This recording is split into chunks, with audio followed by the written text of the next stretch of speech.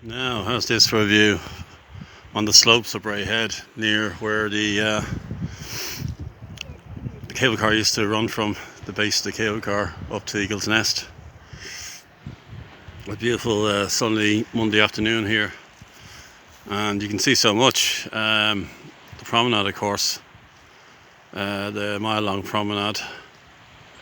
What do we have? We have in the background we have the Dublin and Wicklow Mountains. We have Carrigoulegon Hill. Can't see the Ballycorus mine, but it's there beyond the hill. So you can actually see down to Martello Terrace, down the harbour where James Joyce lived. And the Esplanade, well, it was the hotel.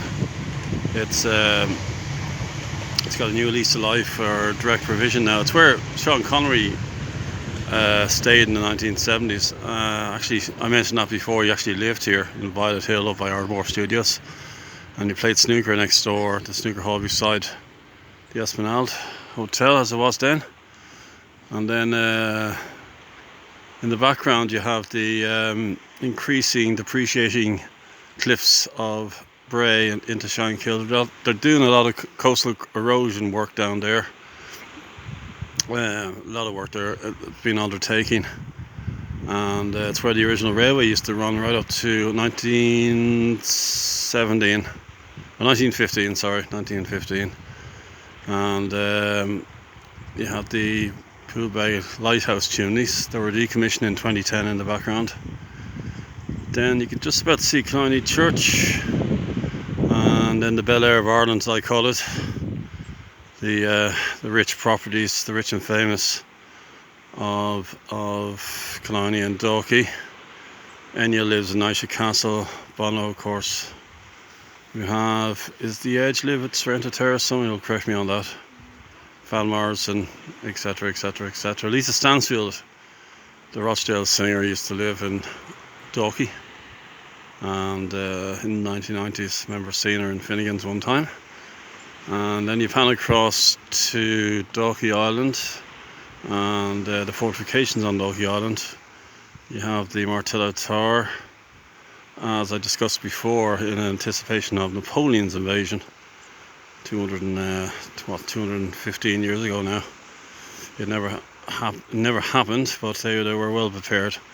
With Martello Towers right across from Bray to Balbriggan. Then in the background you can see Hote. I was there a number of weeks ago, and Bailey Lighthouse, and just tucked behind that you can see Lambay Island. So fantastic location to view from, especially on a day like this. And just if I zoom in across here, you've known as Fiddler's Bridge. Cork Fiddler, blind Cork Fiddler, used to make its way up here in the 1930s. From West Cork, incredible journey, and he used to be up here for a number of summers and stayed locally in Diggs guest house, and then one summer he just didn't appear, disappeared forever. It was quite a journey to undertake back then. And then we have Bray Cove, so we have the remnants of the 50-metre swimming pool. Pools like this were plentiful right up to Sandy Mount. They were built what, in the 1920s, 1930s, thereabouts. And we had them out in Blackrock as well, Blackrock Baths. Remember swimming there as a kid 40 years ago. And sadly they're all gone now. The one Dunleary's being repurposed, but this one we have in Bray was used right up to, I think, the 80s.